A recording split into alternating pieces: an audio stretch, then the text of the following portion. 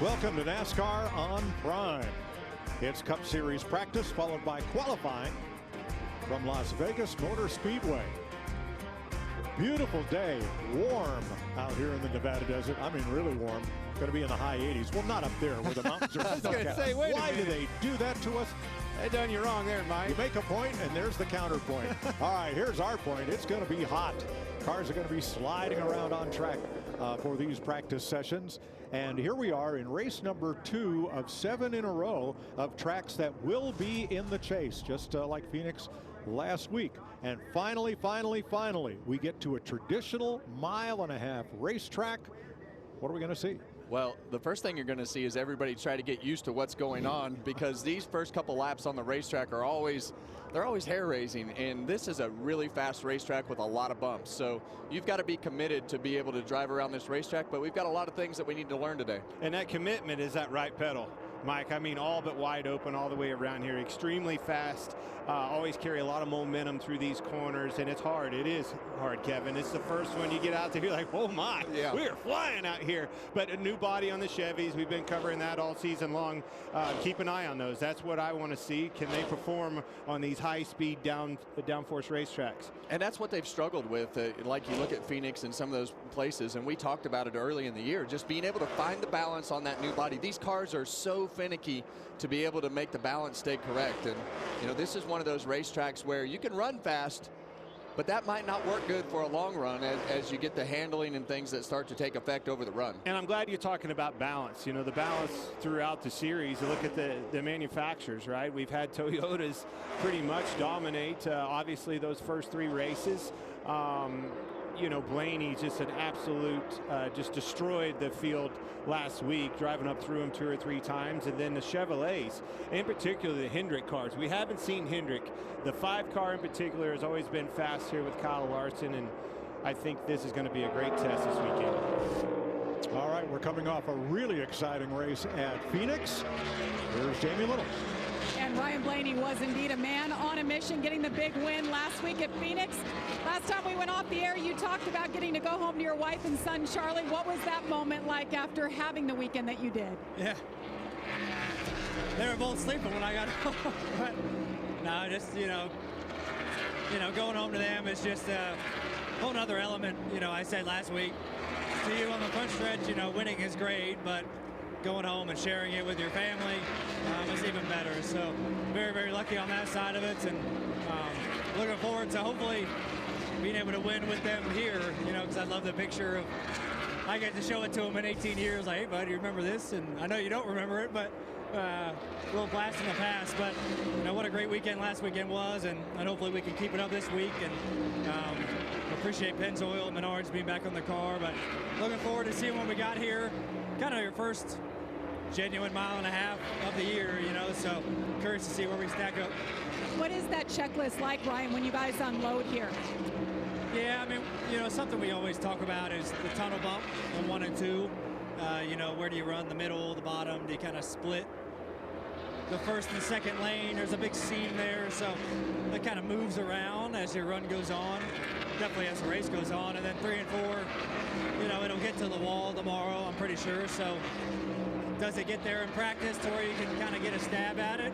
Sometimes it does, sometimes it doesn't. But tunnel bump is something kind of the biggest thing that we try to fight coming here, and hopefully we hit it right. All right, good luck. Let's go over and check in with Larry McReynolds.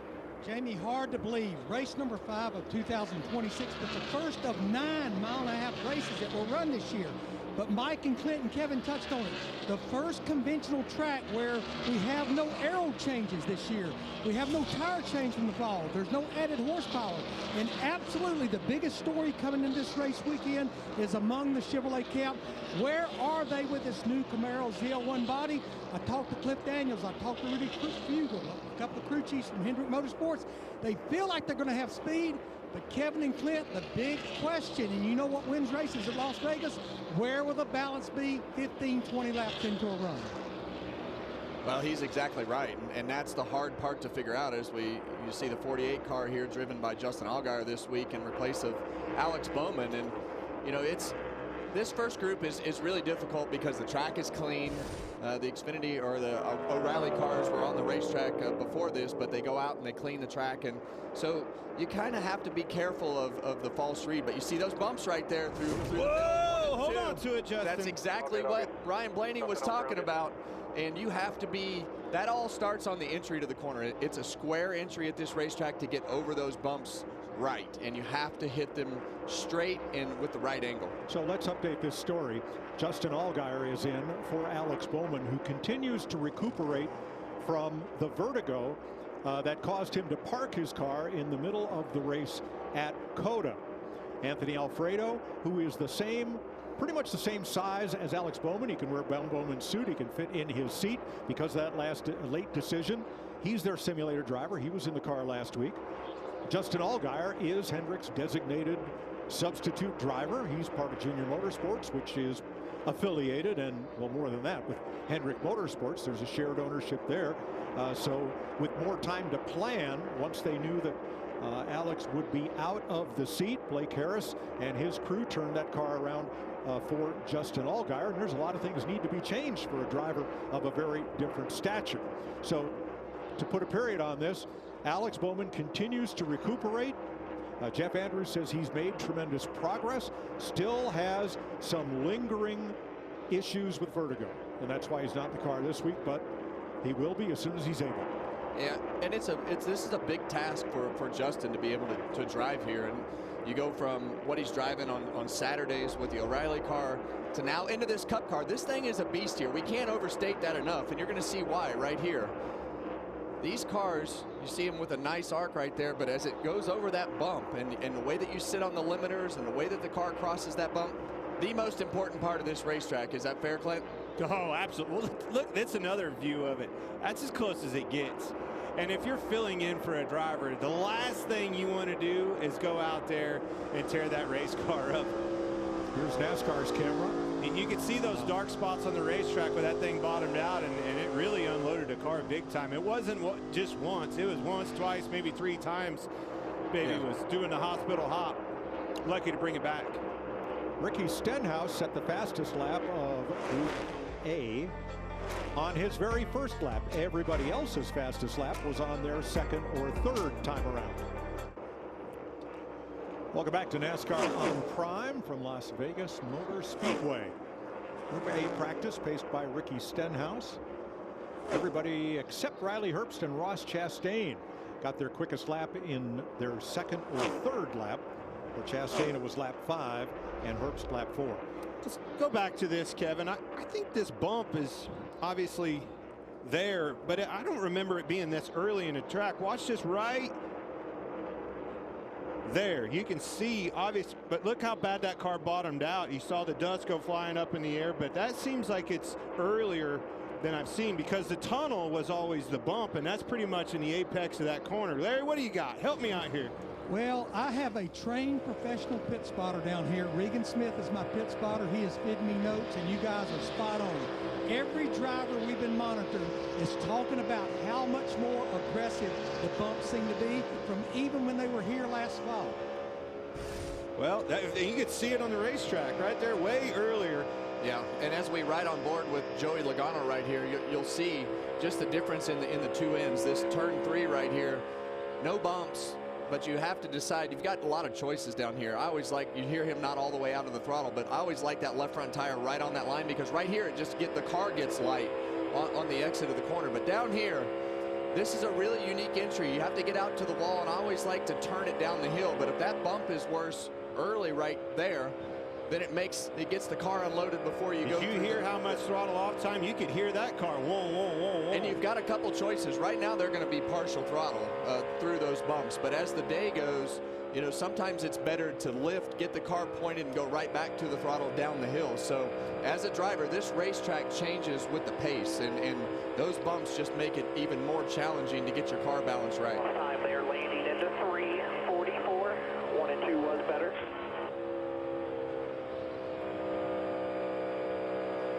And this car right here, you know, he went out later. I don't really like that strategy, because you don't have any way to compare to the rest of the field as far as your fall off and all the things that go with the racetrack. But a lot of times guys will wait to let the quickness of the racetrack wear off, because when that track is clean here, it really has a lot more speed and grip. So a couple of these cars, Ross Chastain being one of them, that waited to go out on the racetrack just to try to let the quick times go away so they could get a better read on their car. And they're both running 30-30s right now, which is as fast as anybody who's on the racetrack. That's right. Right now. But you're right, that PR lap is not going to show up for Logano because of going out late.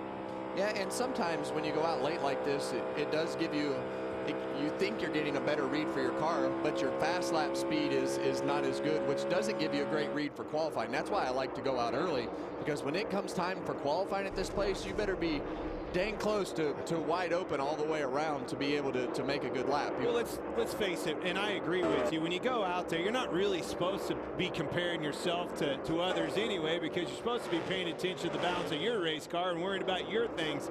But it's only natural. You're going to look over there at that scoreboard and say, oh, we're off a little bit. So I agree with you. It's deceiving when you see that and your times are that much further off, but you definitely have to focus. Just wash that out of your memory. Don't even look at it. Pay it no attention, and pay attention to the balance on your car. Right, Larry? Am I right? Help me out here, buddy. I'm going to try to help both of you out, because what you guys were just talking about, I talked to several crew chiefs this morning, and this is a track that will give you a false read in your practice runs what you know the race pace will be. Because remember, this is all the practice we're going to get, and you're trying to get things set for tomorrow, like those rear shock travel stops. So if you go out there and you're blistering off laps with a lot of grip in the racetrack, you're going to get a false read. So a lot of them said, you know, we're just going to try to maintain a practice pace, race pace here in practice, where we can get all our things right for tomorrow. Yeah, because you want the car as low as possible in the back and be as close to those bump stops as possible to be able to go fast. So the pace here really matters, and when it's faster, it's going to hit all those stops, and then you can get yourself dialed out by getting the car too high, by trying to keep the driver comfortable with the car off the stop. Speaking of driver, Kevin, take me behind the wheel of that Zilich right now. I mean, he's out here, another big weekend for him, another unknown. A lot of unknowns as he's trying to figure out his race car and the speeds. I see him moving up the racetrack in 3 and 4. What do you think here with this guy?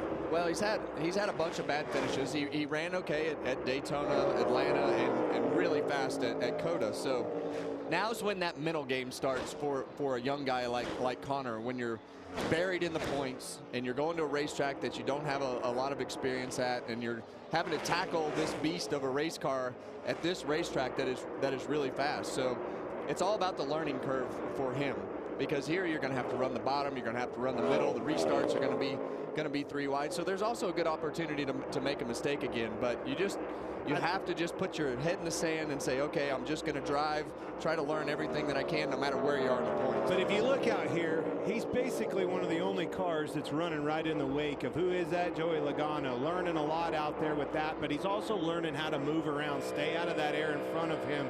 I like what he's doing right now. The scorecard's not gonna look good when you look at the lap times, but he's learning a lot behind the wheel, moving around on this racetrack. Those are the things you're gonna need when you navigate through traffic on this fast, wide open racetrack.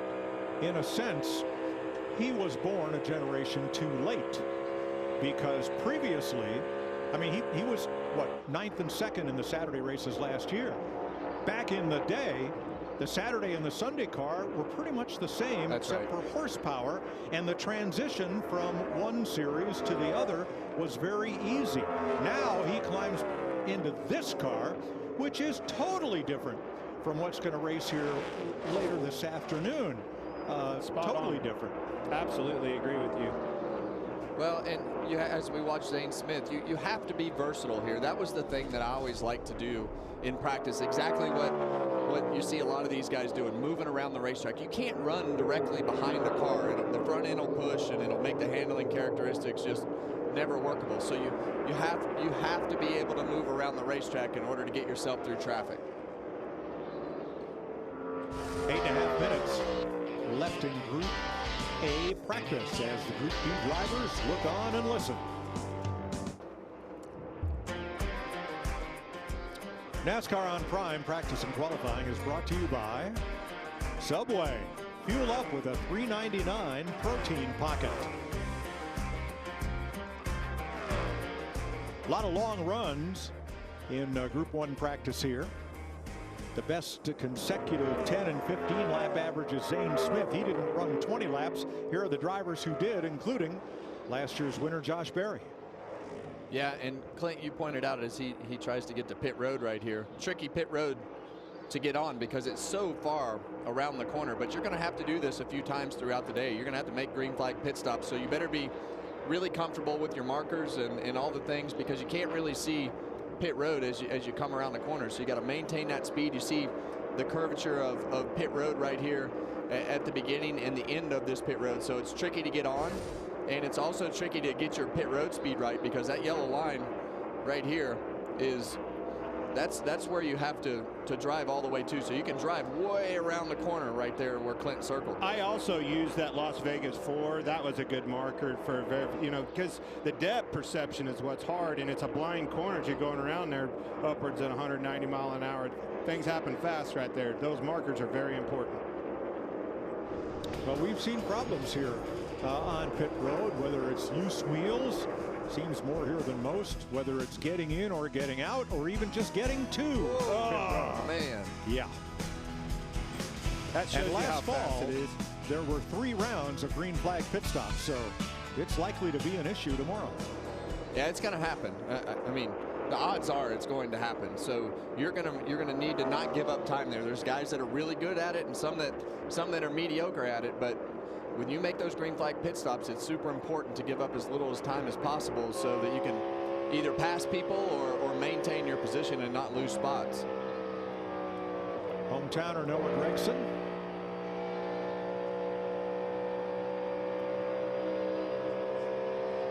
Always good to be home. And if you look at the bottom of the speed chart, that's where you'll find Joey Logano's fastest lap. Jamie? Yeah, that's not typically where we see Joey Logano, especially in Las Vegas. And we don't typically see him in the first practice group either. And that's because he's finished 15th or worse the last 3 straight weeks, including that big wreck last week in Phoenix after starting on pole. But I talked to Joey before he got in the car, and he said their main deal right now is to figure out how far we can push these tires. You cannot afford to blow a tire, and it's something you guys just talked about, something we see every race here. So pushing the envelope, seeing how far they can push it. But Joey on the bottom of the board right now has not said anything, running as many laps as possible, working lap 28 right now, Mike. I like what you're saying there, Jamie, and he ain't the only one. If you look right above him, it's his 2 teammates. There's Cindric and Josh Berry, we just talked about as well. Struggling with the handling of their cars, finding some speed, some grip. That's comfort. If you don't have that grip around here, the speeds that you go, you're in trouble. And it's probably not a Ford issue because there's Noah Gregson 3rd in this group. Yeah, but that tells me that thing, obviously he went out early, but if I look over and try to find Noah Gregson to that point on a best 10, 15, or consecutive 20 laps, he's not there. And good point. Today is one of those days where you don't want to be in the first group. The racetrack is going to be rubbered up and run in. The guys in the second group are going to get a much better read on the racetrack as to where their fast lap speed is, because it won't be this fast to start the second group. So you'll get a much better read for race trim. Well, let's talk about this. All right, we're struggling with the Ford camp. Who is fast? You see Suarez there. They were extremely fast off the truck with the Spire cars and the Toyotas. These Toyotas are still making grip, Kevin. Very impressive. Nemechek, he's at the top of the board. Mike, to your point, I would have thought that car would have fallen off like the others that were up there. But if you look over best consecutive 15 and 20, folks, that Nemechek's right at the top. I think the Toyotas are fast. And we know that on these, and really here at Las Vegas, the Toyotas have been good on the long runs. We've seen different generations of cars kind of benefit the Penske guys, but with this car, it seems like Gibbs and Kyle Larson with their previous generation car have been the dominant cars at this racetrack. Nothing's changed for the Toyotas, but we obviously have talked about the change that the Chevrolets have. Getting the balance of that car right will be determined as we go through this race tomorrow. And on the best consecutive 20-lap averages, Chevrolet right now sits 3, 4, and 5 with Stenhouse, Zilich, and Chastain.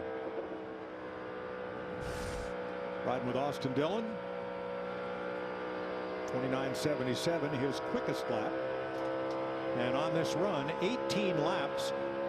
And the fall off from there is a full 2 seconds. His average for the 18 laps, 30.9.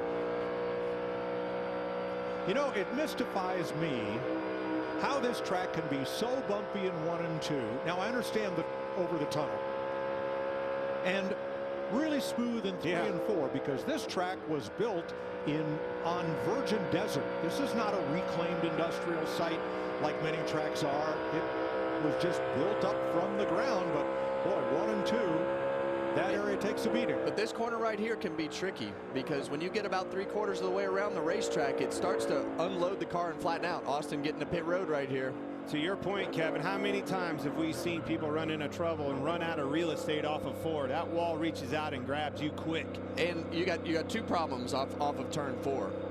The 2 problems are sometimes when you're in traffic, or even in general, that car will take off tight if you're not hooked on the bottom with that left front, or you spin out right there, because the car, when you get to the 3/4 mark of exit of turn 4, it wants to just start turning on its own. So you have to unwind the wheel at the exit of turn 4. So you can either drive it straight in the fence or spin out. Look at this, and exactly what you say. You see the black rubber right here? Look with the angle that it runs right into that flat wall.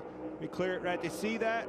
That's the running out of real estate that you talk about. That wall needs to be moved out about 5 feet. Yeah, the angle of that wall and the radius of the corner, that the line that you run, they don't really match. No, the map don't work. No.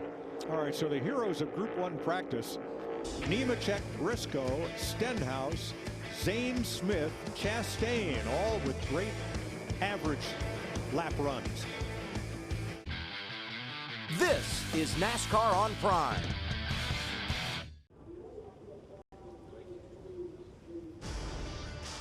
Full Speed comes to Prime, taking on the Great American Race with NASCAR Cup Series drivers trying to win the Daytona 500. You can stream the new episode now, only on Prime. Larry Mack. Yeah, Mike, I'm here with Justin Allgaier driving that 48 car. Justin, 5th quickest. You ran 29 laps, but what about the long run speed? Yeah, really proud of this team. You know, Blake Harris and this whole 48 team on this Alex Chevrolet did a really good job. And, you know, first of all, I got to say, wishing Alex a speedy recovery. You know, it's this position is one of the hardest positions to be in, because I want my job to not ever have to be good on the racetrack, right? So we're hoping that, you know, Alex can get back on the racetrack soon. But this team is predominantly run really well here in Las Vegas. And you know, the car drove really well. Long run speed was where we were really good. Some of that was probably me just getting comfortable on the short run, you know, the Cup Series car versus the O'Reilly Series car. So really proud of everybody at Hendrick Motorsports, Hendrick Engine Shop, everybody that is a part of this. And, you know, I think we got a really good Chevrolet for tomorrow's race. Seems to be all about the B's. Balance and bumps. What about the bumps in 1 and 2? You know, on the long run, they're not nearly as bad, because your pace is slowed down, obviously, but qualifying is going to be tricky, you know, and I think that anytime you're on low air, I think it makes it even harder, right? So, you know, these cars are fun. They're a blast to drive, but they're definitely a little hard to drive whenever they're on full speed.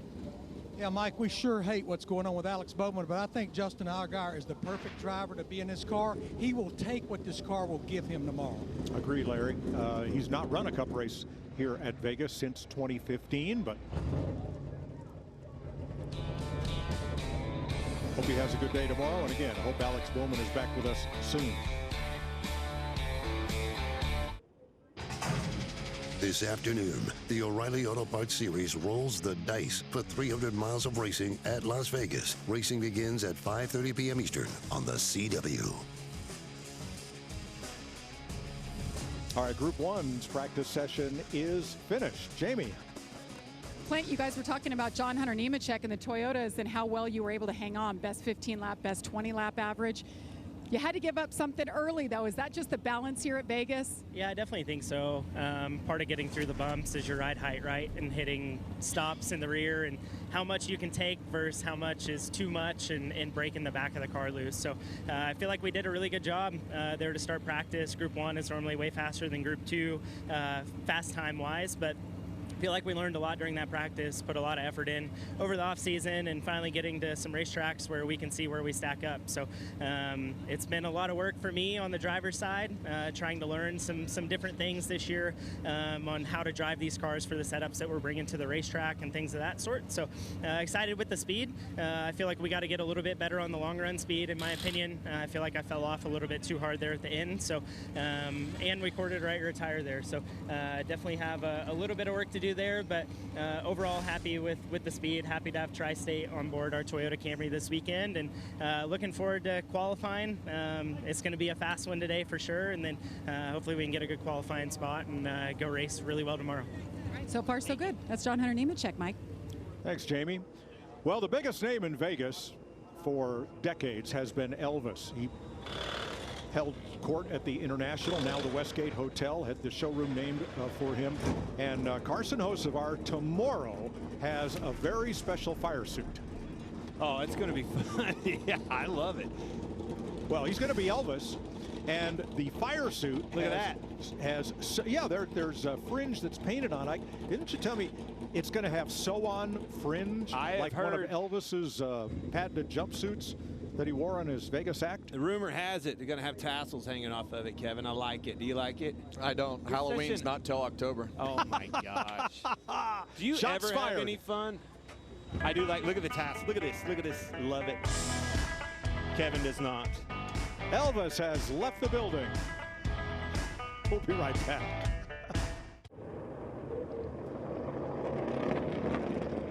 Welcome NASCAR on Prime from Las Vegas Motor Speedway as Group 2 practice rolls out.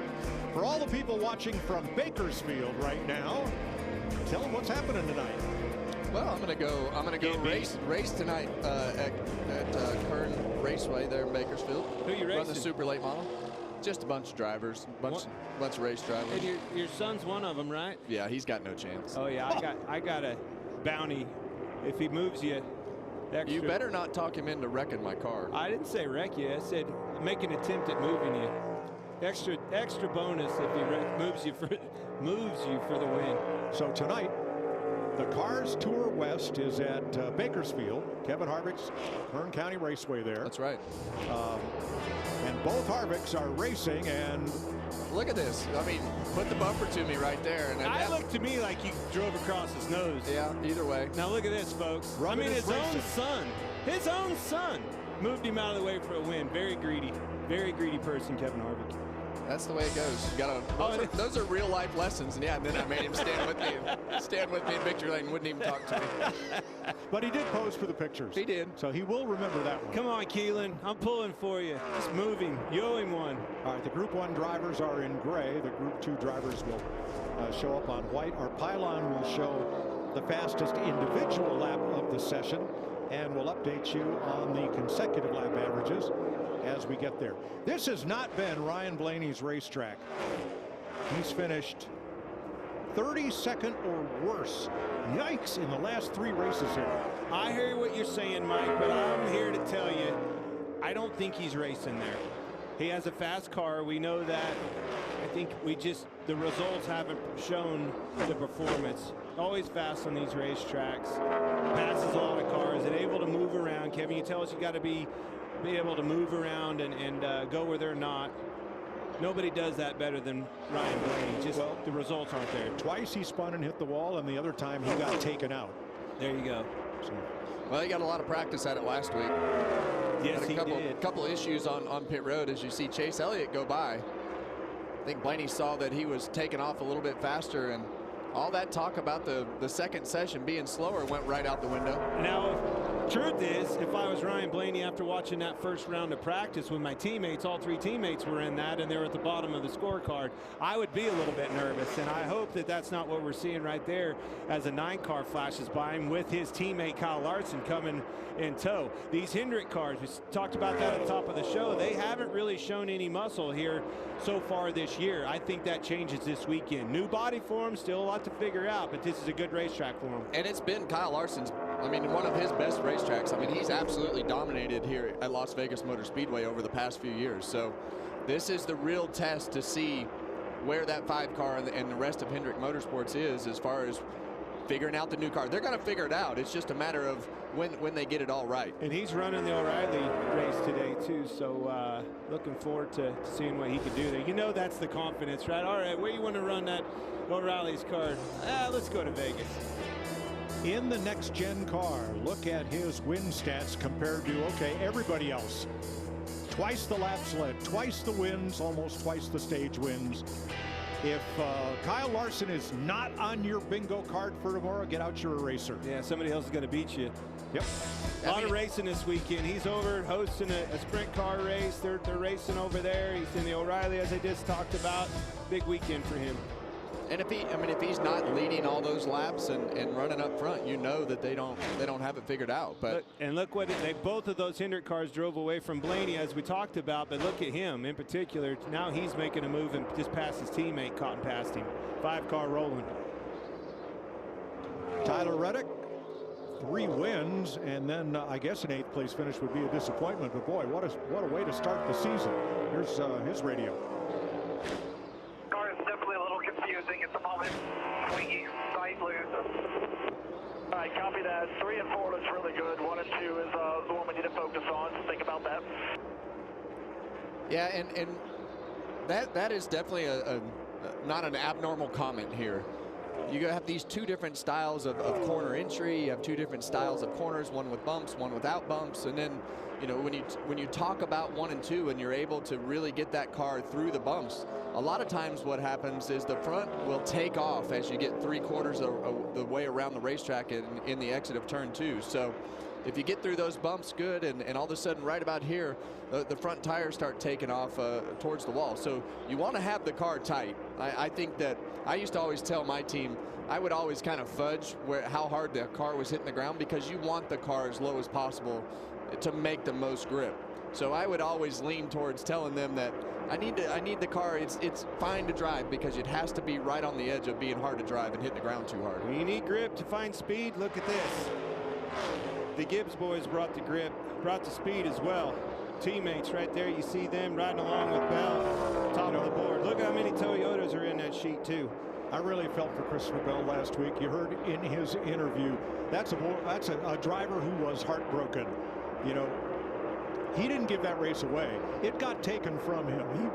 He was the best car. Yeah, and it looked very similar to Denny Hamlin at the end of last year. He took those 4 tires, never made it back to the front, and we saw that happen to Denny Hamlin at the end of the year. So it's a tough scenario to decide how many cars are going to take 2 tires, stay out, and he just never made it back to the front. We're really kind of picking up where we left off last year. Last year, these Toyotas were extremely fast week in and week out in the playoffs, and look at them. I mean, you know, I was wondering when the Gibbs cars were going to show up. Obviously, Reddick winning those first 3. That's tough, man. Don't they get those cars from us, boss? All right, now look at the side of that car as it comes around. All right, we're gonna move. Yeah, look at the side of that car. Everybody talks about the number placement on these cars. Move it back where it used to be. Here's a sponsor that's taken full advantage of the forward number placement by just drawing out their name all the way down the side of the car. I love it when a sponsor has a sense of humor to do something like that. Well, and I think that it really should be the team's choice. If you don't want to put the number in the front, put it in the middle of the door. Put it wherever you want. Put it anywhere between the wheels. People don't like rules. I think we left off. We need 1 more row. The truth is, with transponders, we don't even need numbers on the cars. That's for the fans. Oh, so you do what gotta the have fans numbers, want, Mike. and let them put it anywhere. That's your identity. It is, but scoring doesn't pay any attention to what they paint on that car or decal it with.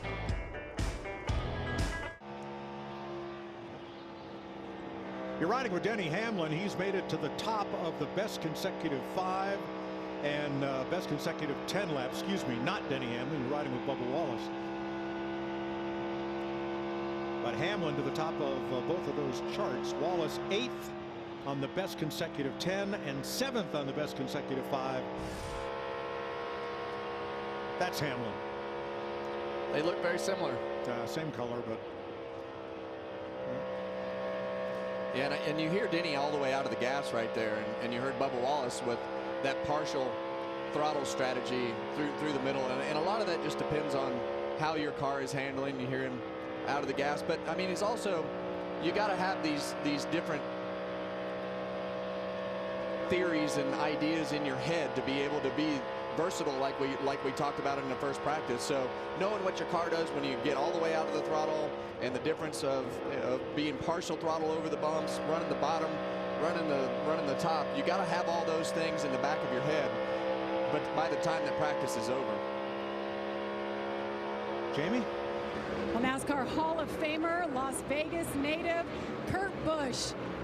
What an awesome weekend for you. You look at Tyler Reddick's car, that is actually in honor of you and one of your paint schemes that you ran. You got the shoes to match, Kurt. How special is this for you? It really hits strong.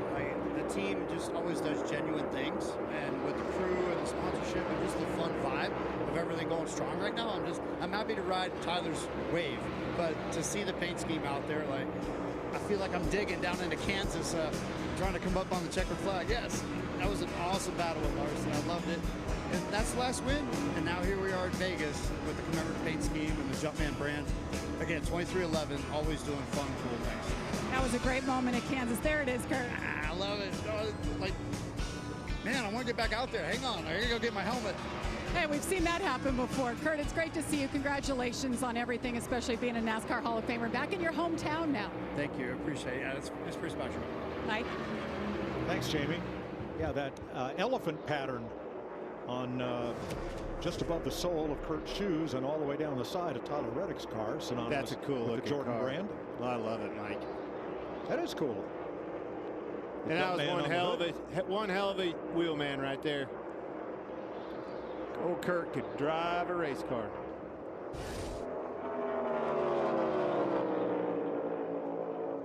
Well, we see Reddick right there. He's 10th quick right now as we go to Kyle Busch, and both of these cars, one on the bottom, one in the middle. You've got so many different options here, and the 8 car of Kyle Busch, he definitely needs to have something good happen. I was able to talk to Kyle last week. You'll see it in the pre-race show tomorrow. But I mean, and he was pretty open about where their cars were and how they were handling. You see his finishes right there. I think that, you know, that they're probably a little better than the car actually ran at those events. But you see Reddick run right up on the back bumper. Well, Phoenix, they had a cut tire, hit the wall not once but twice, and yet he rebounded, got a lucky dog, got back on the lead lap, and fought that thing to a 17th place finish. I mean, I would say Kyle Busch is working harder behind the wheel than he probably has in his whole career. It's just the results, the end results just aren't showing it often enough. Yeah, and you see right here, Reddick has moved all the way up to the top, but back to Kyle Busch and everything that they've been trying to work through. And I asked him, I always thought Kyle was one of those guys that knew everything about his car, what springs were in it, shocks were on it, everything that was going on. And I asked him, I said, hey, where are you at with this car? Do you know the springs and shocks and bump stop loads and all the things that go with it? And he's like, no. And that to me is one big difference in what you could do with the old car compared to what you can do with this particular car from a driver's standpoint.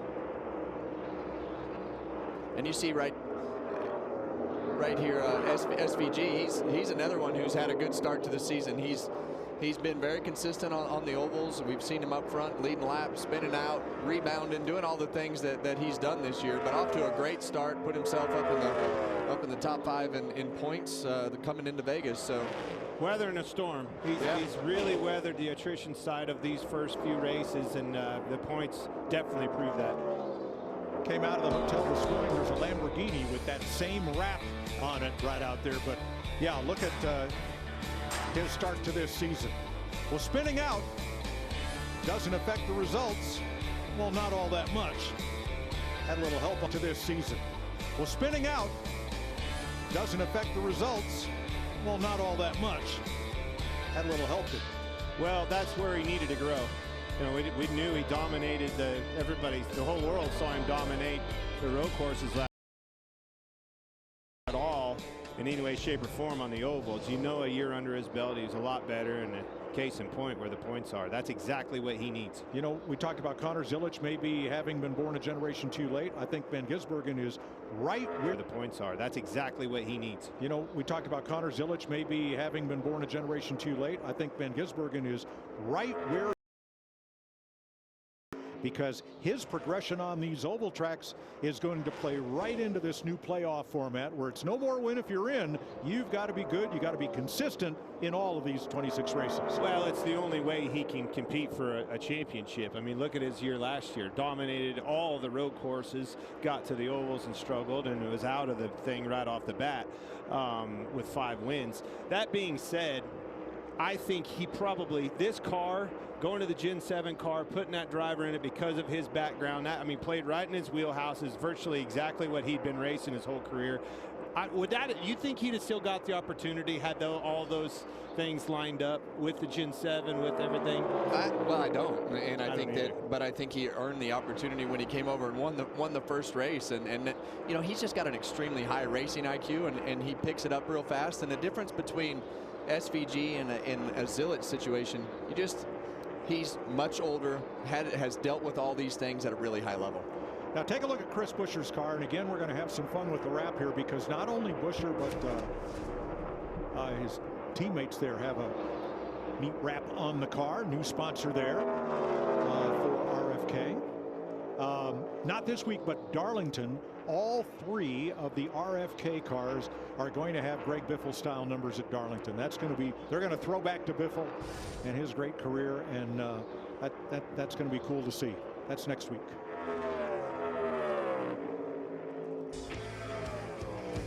A little more than 7.5 minutes left in Group 2 practice. We've been watching Ty Gibbs a lot, and I think you're going to see a lot of him tomorrow. He has the 2nd best consecutive 15-lap average, the best 20-lap average of all drivers. And Kevin really likes the way he uses that paint line at the inside of the racetrack. Yeah, if you can get that line, if you can cover that line with the left front tire and just barely rub it right next to the apron right there, it'll pull you right around. So a little bit off the line right there in 1 and 2, but he's done a really good job in 3 and 4 of being able to put those left side tires on that line and pull yourself around the corner. And when you can make all this speed and consistently be on the bottom, you must have a pretty good car. Well, and what you're saying there is it's making good grip, and I see all the Toyotas. They've had it all, picking up exactly where they left off last year, had it all season long, but I think this weekend it's the Gibbs guys. I think you see obviously his 2 teammates at the top of the board. He's right there big time in the long run. We got a hot racetrack this weekend, hotter than we've had here in the spring and the years past, and now we've got a little bit more bumps down in 1 and 2. As Larry told us, that tells me we need grip. All right, now Ryan Blaney, last week's winner, having some issues. Here's his radio. I'm coming to you. I've got this vibration in the seat. I've had since I've walked. It's getting worse, so give me some more tire. All right. Everybody safe and sorry here.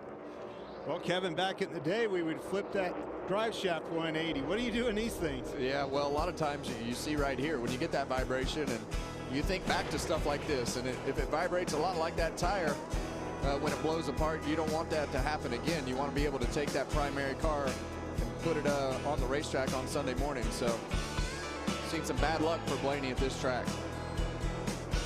You see tires down. You know, I think you're going to see him, you know, again. I mean, if you need grip, that's the easiest way to find it. The cheapest way to find it is that air pressure in them tires. Don't overstep your boundaries, and somebody will. Saw it last weekend. You're going to see it again this weekend. Ryan Preece, 21st overall on the speed chart. Right now running about 31.40s after 25 laps on track. Yeah, and that's about a half a second off of what we see with Ty Gibbs's car. And Christopher Bell and those guys are actually a couple tenths faster on the last laps they ran than Ty Gibbs. So you're spot on, Clint, with those Gibbs cars.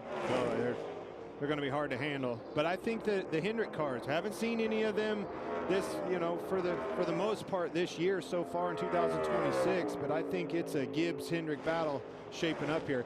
You know, I don't want to jinx anybody, but I think this is about the first mile and a half practice that I've covered in quite some time with this Gen 7 car. When we talk about greed and air pressure, that we haven't had a failure. I mean, this is the best time to do it.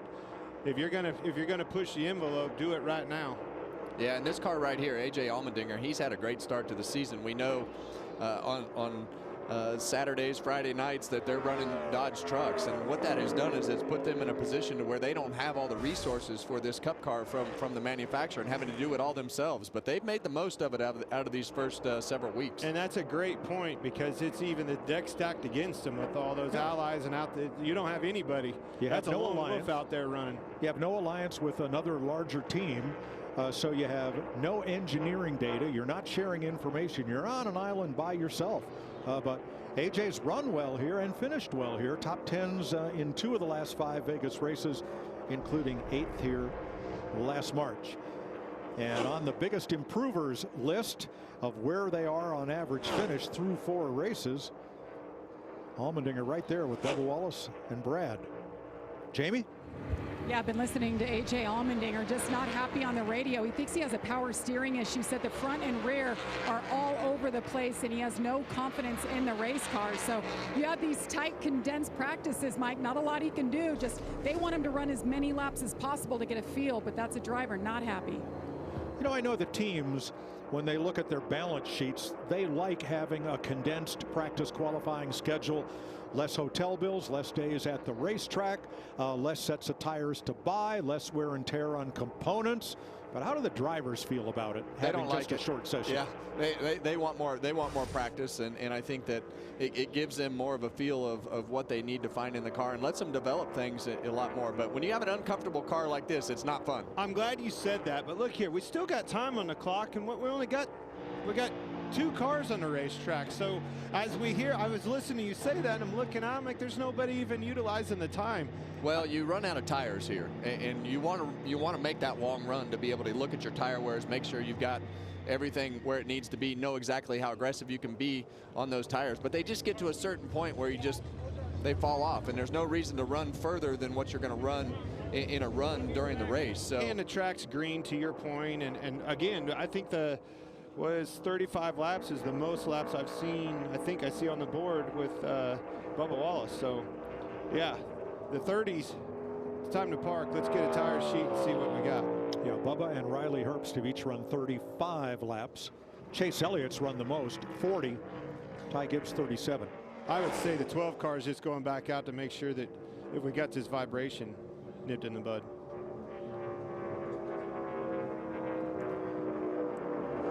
All right, for those of you watching on YouTube and Facebook, our coverage continues on Prime Video with qualifying getting underway shortly.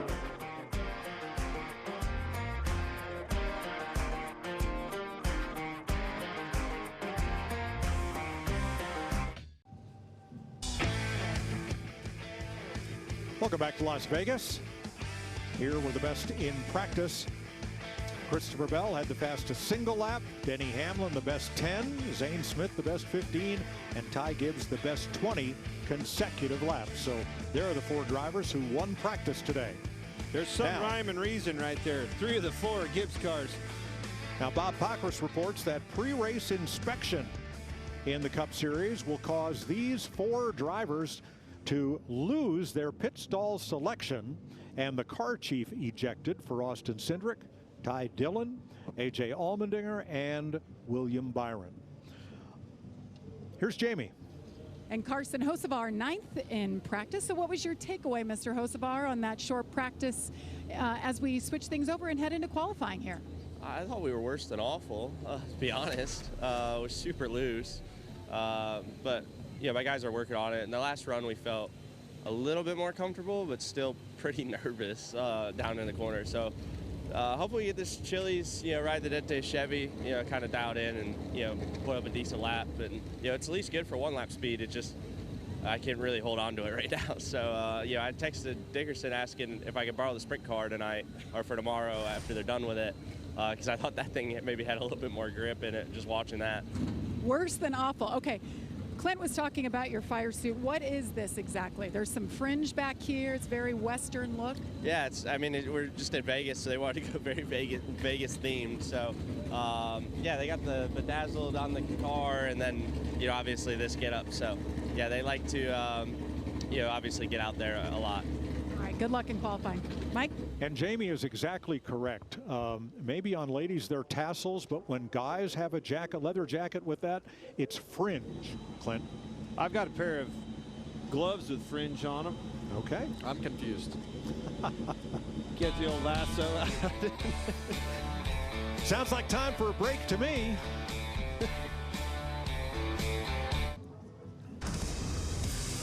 Tomorrow on FS1, NASCAR race day, 2:30 p.m. Eastern time. Josh Sims hosting. Then the Pennzoil 400 presented by Jiffy Lube Cup race, 4 p.m. on FS1. Larry Mack. Yeah, Mike, I'm here with Ty Gibbs. Ty can talk about where you were on the practice sheet, but two things I want to point out. You ran 37 consecutive laps. That's a good sign. And Kevin and Clint were talking about that 54 car looked like it was painting that white line. Yeah, I feel like we have a really fast Monster Energy Toyota Camry. It felt like it handled really well. Make some little adjustments for the short run, but the boys brought a great race car, and we're about to go at it. Thank you to Oakley, Monster Energy, Toyota, Alpine Stars, everybody that helps me. And it's a great day, a beautiful day in Phoenix. A little dry, but really cool. Very happy to be here, very blessed, and we're going to go make the best of it. Well, I told him I picked a bad day to wear a long sleeve shirt, but 4th at Dakota, 4th at Phoenix, I'm telling you, that win is closing in. He's on a roll, Larry. That's that's for sure. There are Elvis impersonators in Vegas, and there are Blaney impersonators. How about that? Now there's some fringe, Clint. Good find, Mike. Good find.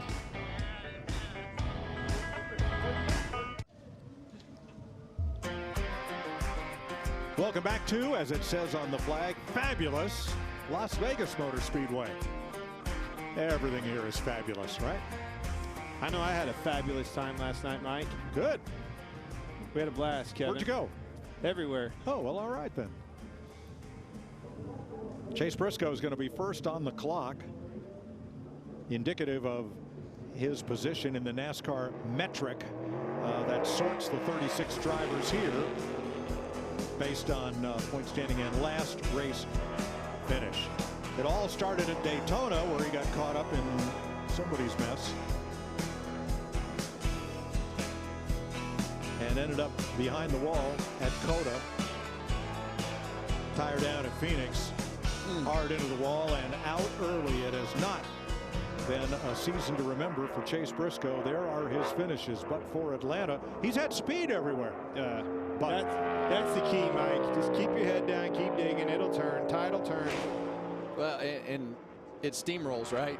Racetrack's not cleaned up. You got to go out first and try to qualify. You see. You surprised to see him run that outside? No, I think that'll be. I think that'll be the standard line, because you want to go around those bumps, because you have to carry so much more throttle down there through 1 and 2, and that's the smoothest route. He finished 4th here last fall. Almost got too low in 3 and 4. Carrying a lot of speed around there, guys. Now 29.343 for Chase Briscoe. That is 0.3 faster than his best practice lap. Yeah, but still just at a big disadvantage, because as this rubber starts to pick up off this racetrack, every car that goes is going to pick that rubber up, and the track's just going to get a little bit faster every time somebody goes. I don't know that lap's going to be very. I mean, Christopher Bell, his teammate, was the fastest in practice at a 29.33, and that was in, race trim tire pressures. So here's Cole Custer for Haas Factory Racing's, the switch to Chevrolet this year.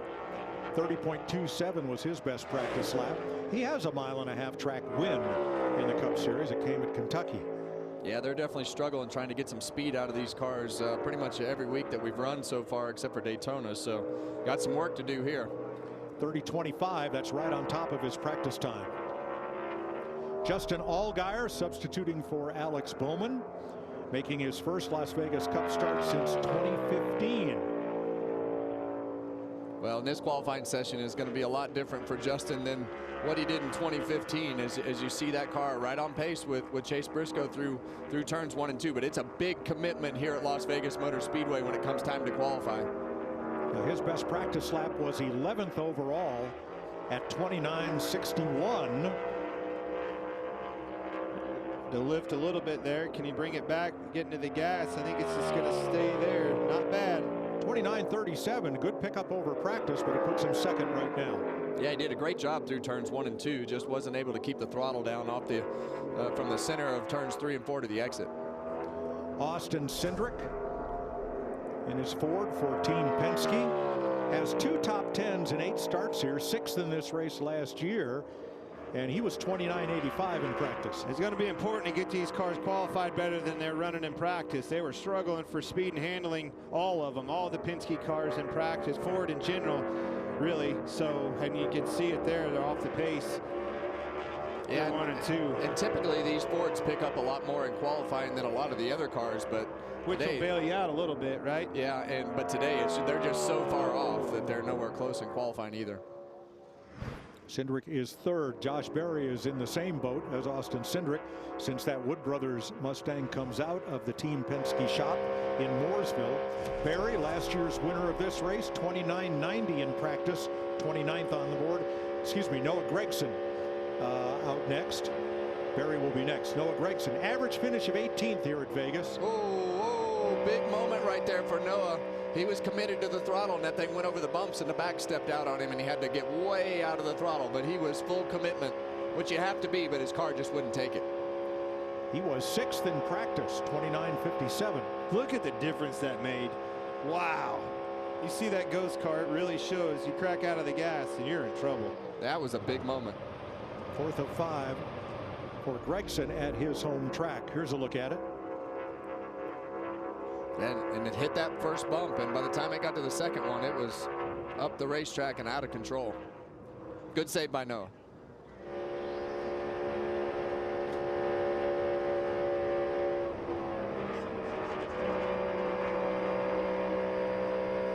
Not fun. No. So here's Josh Berry for the Wood Brothers. And you've seen a lot of these cars come to the green off the pace, which is, you know, a really important part of this lap. As you see Josh Berry, he's going to be about the same amount off that Austin Cindric was, maybe a little bit more. And they are within half a tenth of each other as the mercury continues to rise here. Look at that track temp, 10 degrees on track temp. Little grip meter doesn't like that. Nope. Going back to what I said about Bell and his teammate Briscoe running at 34, where Bell ran a 33 in practice and race trim pressures, that 10 degrees will make up for quite a bit of that right there, so kind of equalizes it. Connor Zilic on track now. High 80s today, and tomorrow it will be the hottest NASCAR spring race ever at Las Vegas Motor Speedway. Well, you see Connor got to the green really good and continued that trend through turns 1 and 2. Can he hold the throttle down off the exit of turn 4? Cut the corner off a little bit. Yeah, he was a little straighter into the corner. He saw Briscoe, real big high arc getting into the corner, enabled him to get rotated instead of the throttle. And he'll be 3rd. He picks up 6/10 from practice. So hard when you get through turns 1 and 2 really good like that to be able to decide how hard you need to drive it in 3 and 4. Now Ross Chastain, you see his stats there on the screen. He has the best average finish at Las Vegas of all drivers in the Gen 7 car. Average finish of 7th.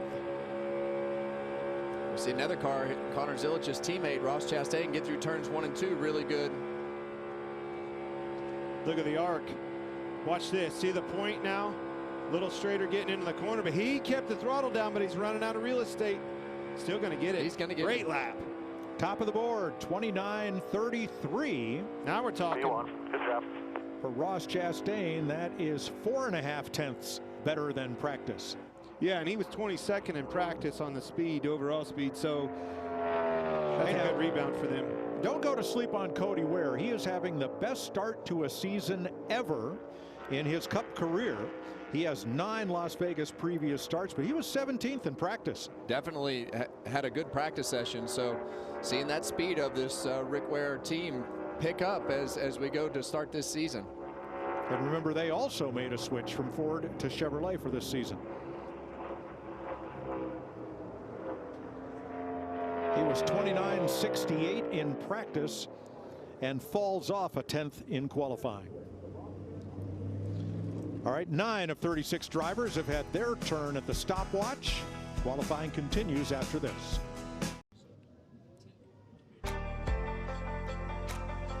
Welcome back to Las Vegas. 9 of 36 drivers have been on the clock. The 10th one will be Daniel Suarez. Now, Suarez was 15th in practice. Runner-up in this race last year.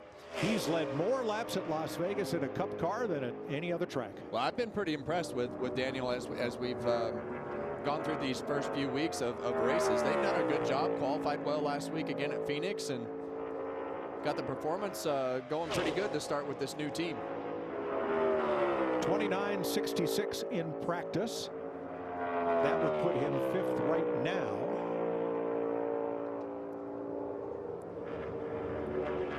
Really good.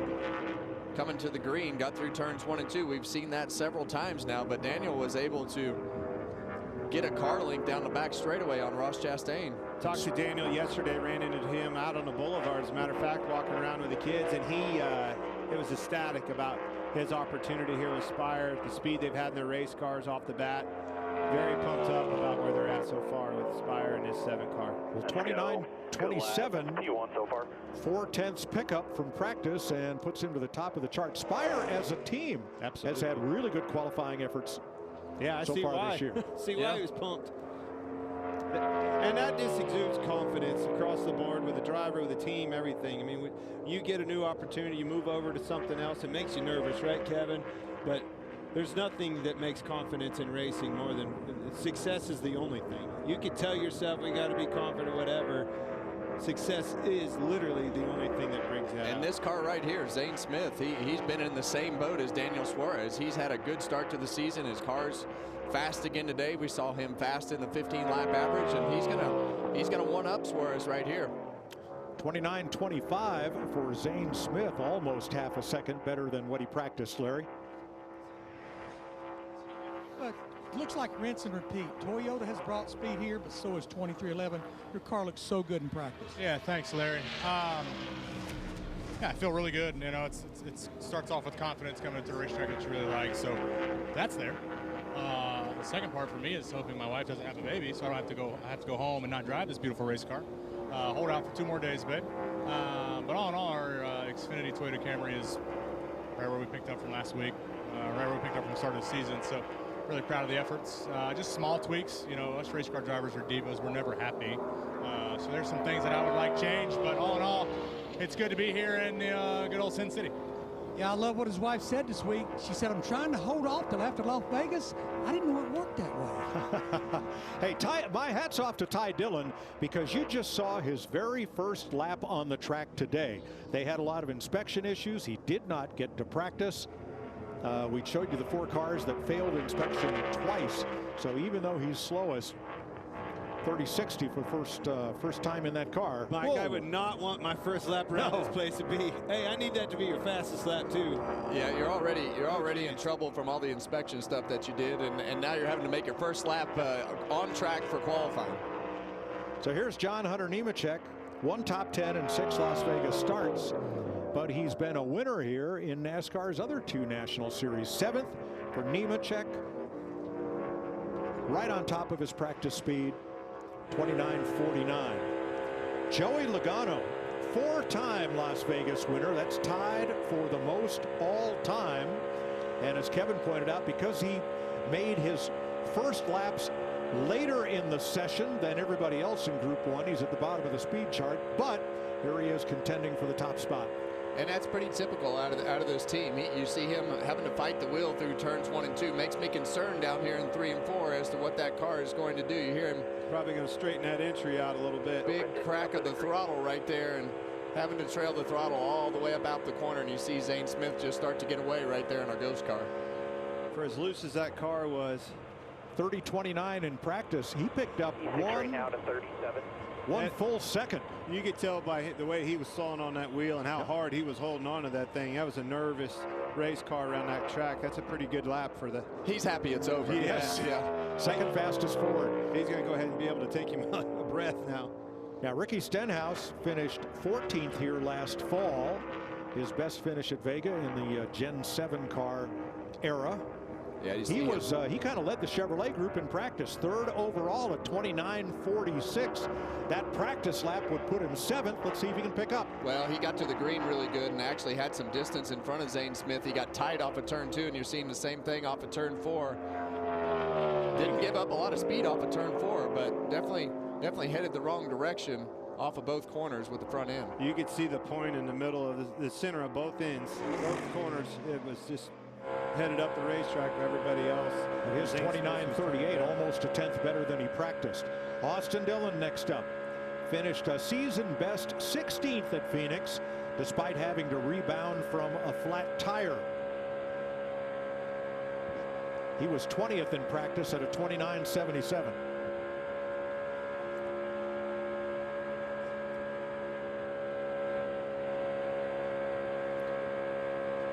And you see Zane is able to, he turned his car into 3 a little bit early. Austin held his car out a little bit more and going to make up a whole bunch of distance because of that. Top of the chart by 2 1/1000ths. Yeah, and that all happened in turn 3. Zane turned in early, kind of got a straighter entry. Austin was able to arc that car out and get it to the bottom, and that really paid off for him from the center to the exit of the corner. Home race for Riley Herbst. 3 career Saturday wins here. 29.66 in practice for Herbst. Best finish of 17th in the Cup Series here came last fall. Yeah, and I think you're starting to see this racetrack start to take shape from the cars that have picked up all the rubber. You're starting to see every car that goes out. And right there you saw Riley didn't quite have that same success with his line on the entry once he got to the center of the corner. He will be 6th despite a 3/10 of a second pickup from practice. You know, that ghost car really shows the momentum, the speed they carry around here, the on throttle time, all but wide open around here. You see anybody crack out of the throttle the least little bit, and it just makes a huge difference at a fast racetrack like I can't even overstress how intense of a lap this is for qualifying with all the bumps and the commitment. You know when you go out there that you want to go through 3 and 4, coming to the green wide open. You want to go through 1 and 2 wide open. Hey, Kevin. Yep, Carson Hocevar should be a threat for the pole here. He was 9th in practice, 29.59. Cuts corner off. Stayed low though. It's not good, but see, when he lifted, had to cut the corner a little bit, lifted out of the gas, and it killed his lap. Austin Dillon of that big arc. That's such an easy thing to do in turn 3, Kevin. You see him look up at the scoreboard. And I mean, you are probably the same way. How many times did you get to the green good, go through turns 1 and 2 good, and then just get down to the other end, and all of a sudden the car doesn't turn or it gets loose? Well, he picked up a quarter second from practice, but right now he is 6th. Jamie? Well, Denny Hamlin, we talked about him in practice, good long run speed. And Denny, you got the pole and won here in the fall from that position, but what are your expectations after that practice here when it comes to the pole? As far as to the pole, I mean, it's possible. You know, it's just a matter of whether your commitment matches the grip of the car. But yeah, we were really good here in the fall, and you know, this was one of the better mile-and-a-half practice sessions I've had. So everything feels good with the car. It's just got to fine-tune it slightly for the changes tomorrow. But you know, if we can get somewhere in that top 8 or so in qualifying, I'm gonna be happy with that. All right, Denny looking for his 2nd straight pole here at Las Vegas. Mike. Thanks, Jamie. 2nd overall in practice. He lacked a 10th to Christopher Bell, but yep, those Gibbs Toyotas have speed.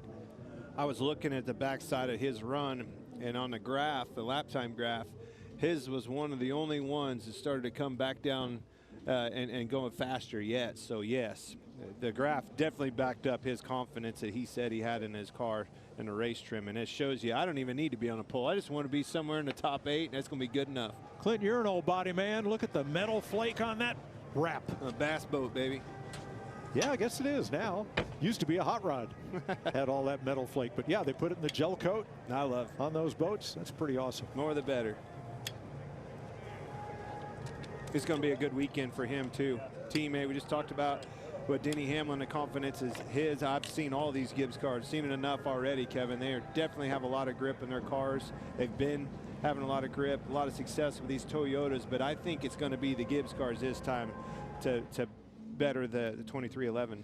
And we heard Larry talk at the beginning of the show how nothing has changed from last year. The tire, the Toyotas haven't changed. The Chevy has a different body, but for those Toyotas, they are basically going off the notes they had in the fall. They were really fast then, and they've showed back up the same way.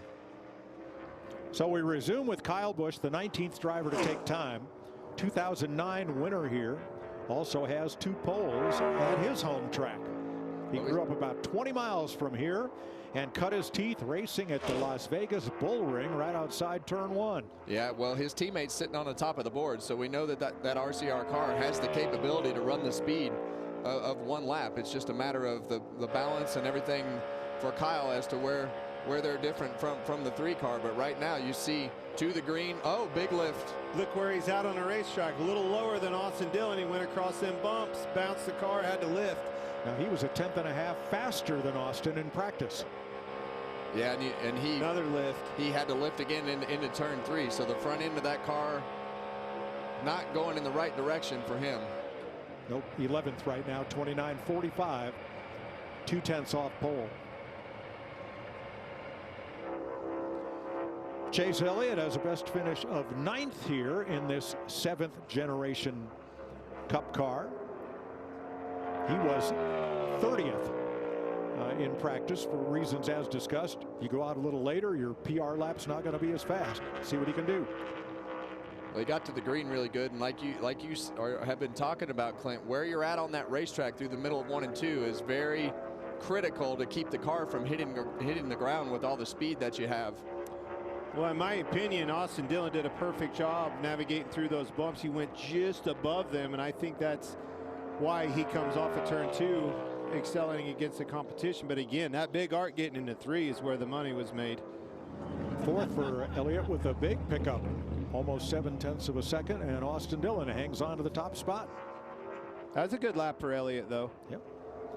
A.J. Allmendinger finished top 10 in 2 of the last 5 races here. He was 8th here in this race last March, but he was 26th in practice. Yeah, and unfortunately for AJ, he was really uncomfortable with his car in practice, and a lot of times that just doesn't result to the commitment that it takes because you're just not comfortable in there and the car's not driving like he wants it. We talked about the arc getting into 3 that we've noticed, you know, with the other competitors with Austin Dillon, but I just saw that lap. Give him credit for the arc that he put in 1 too. When he got into 1, it was a big handsome arc getting in, and that just helps to navigate through those bumps with the right point, keeping that throttle down and not running out of real estate on the exit both ends. 15th for the Dinger. Todd Gilliland, 29.84 in practice. He was 27th and finished a season best 12th at Phoenix. See that arc? He's higher getting in entry into that corner, and when you hit those bumps, he's pointed the right way. He's not still pulling on the wheel and bouncing across those. Yeah, if you're pulling on the wheel and bouncing across those bumps as it releases off the middle of turn 2, that thing is just going to want to go straight. Or come around, swap ends on you. 15th for Gilliland, 29.49. Pickup of 3.5 tenths. You want to be pretty neutral with your inputs. You don't really want a lot of wheel in it. You darn sure don't want to be loose as you cross those. And I think the point is important. Eric Jones was 23rd in practice. He finished 10th at Phoenix.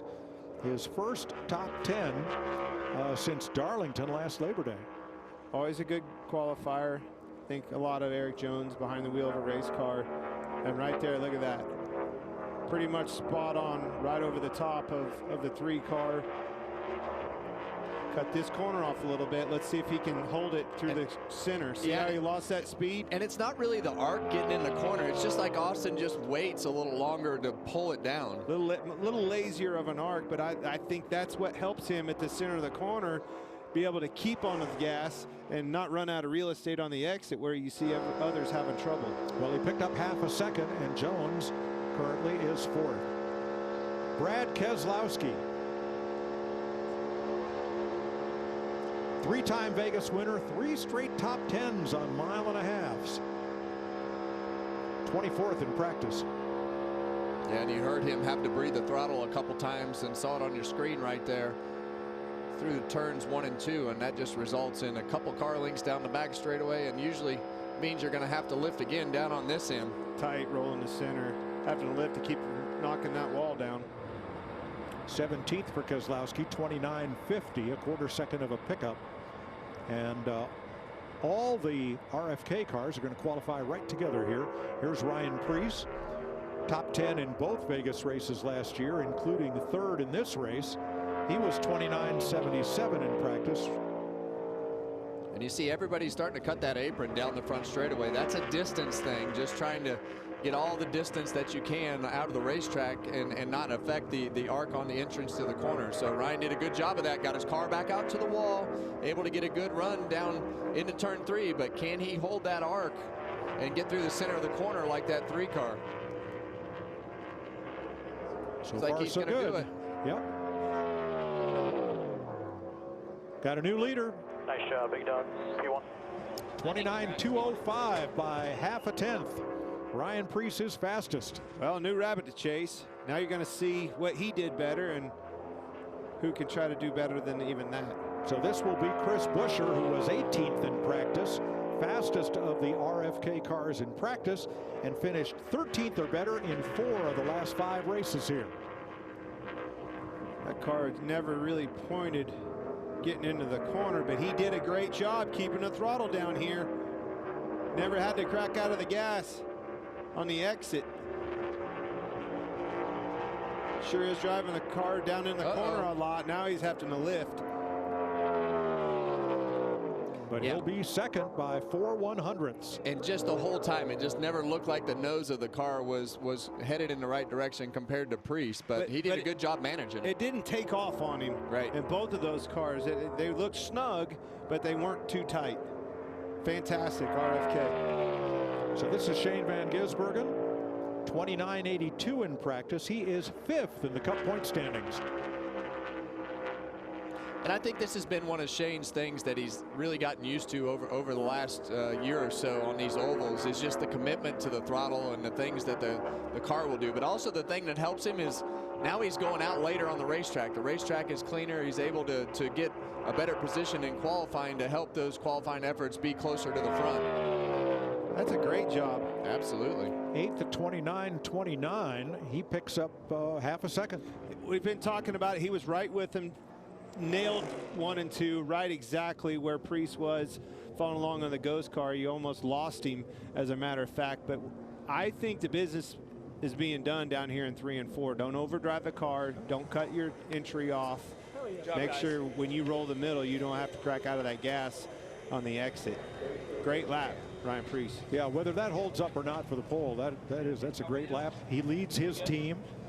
Fastest Ford so far. Well, I mean, look at practice. You didn't really see any Fords, for that matter, being at the top of the sheet on a long run or anything else. This keeps you in front of that pack. You get mired back in traffic and your car's not making much grip, you're in big trouble. And you keep that thing up front, you'll be all right. And I think it's more important for the Fords. I think when they're in traffic, they're not as good in traffic as the Chevys or the Toyotas on these mile-and-a-half racetracks. So really important for those guys to qualify as far forward as possible. Really, that's what I thought that some of the other Fords would do. It kind of surprise us and be a little further up. But I think for Logano, him going out so early, I think the racetrack has gotten a little bit better, and you know, I think that paid a little bit of a benefit to these guys, Ryan Preece and Chris Buescher. So hopefully it holds up. Have some good track position. That's exactly right. That track position is so important if you're at a little bit of a deficit on a grip meter, right, when you get onto these long runs.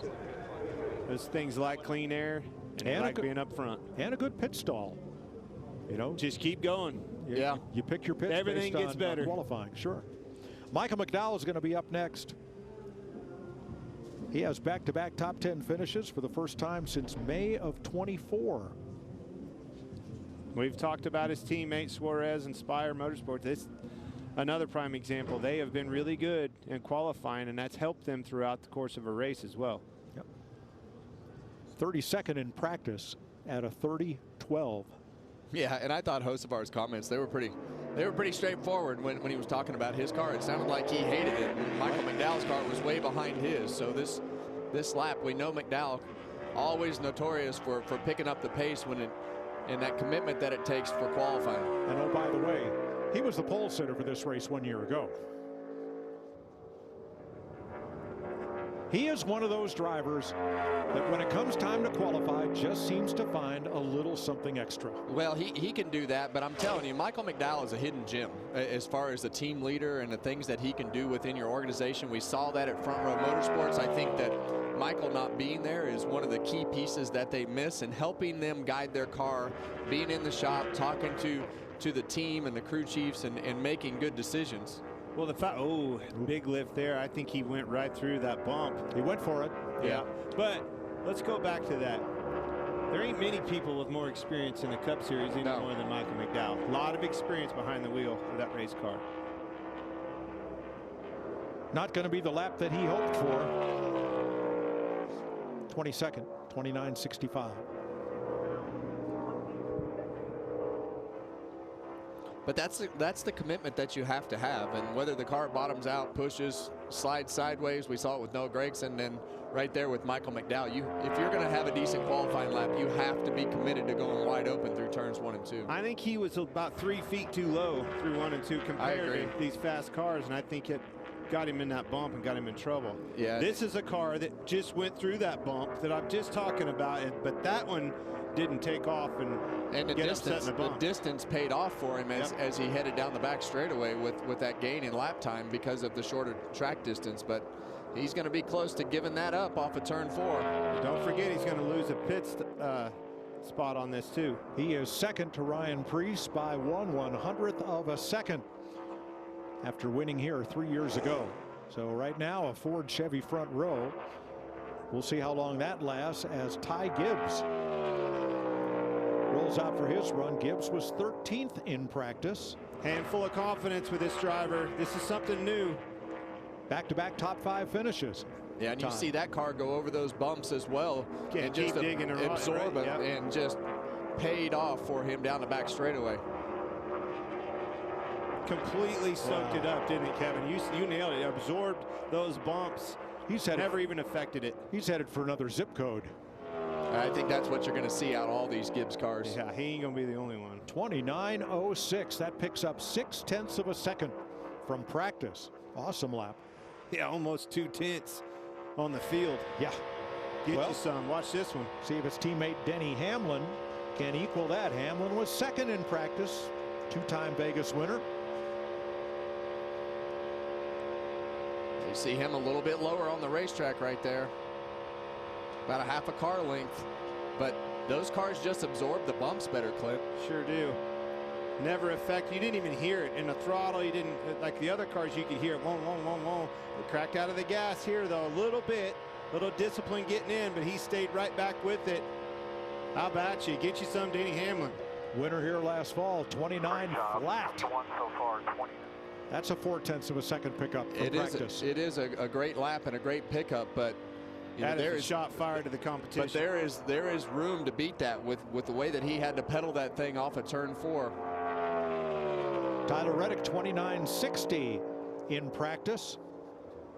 He's been top 10 6 of the last 9 Vegas races. Good track for him. Yeah, you see him up the racetrack a little bit compared to Denny Hamlin, and that distance just ate him up. You can't make up for that.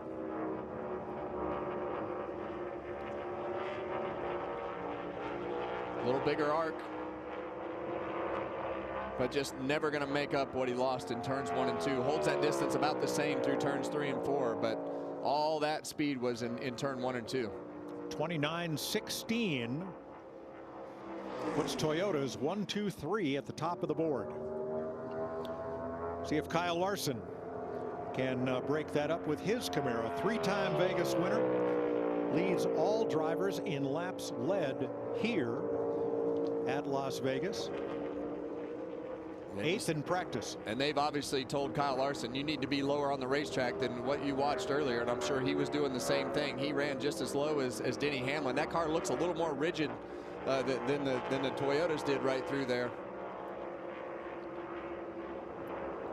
But the Toyotas, you saw, they just looked like the left side of the car would absorb the bumps, and that looked like the whole car as Larson went through the bumps. He picks up 0.4, 29.10, third fastest. He's going to have to do it the hard way.